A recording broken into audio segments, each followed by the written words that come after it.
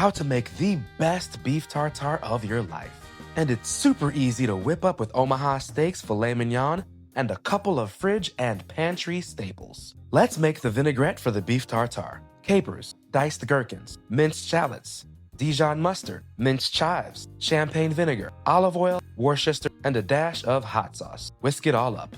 Place filet in freezer for 10 minutes to make easier to slice. Slice into medallions, slice into strips, then mince filet. Add filet to vinaigrette, pinch salt and pepper, and mix well until well coated. Place beef tartare in a ring mold until full, then lightly press down. Using a spoon or your finger, make a small well in the middle of the tartare. Remove ring mold. Separate the yolk from a quail egg and place in the middle of the well. To plate, add toast points, gherkins, a dollop of Dijon mustard, and finish with freshly minced chives. Mix everything together. A little bit more Dijon, and Houston, we have liftoff. Timeless deliciousness and classic bold flavors with Omaha steaks.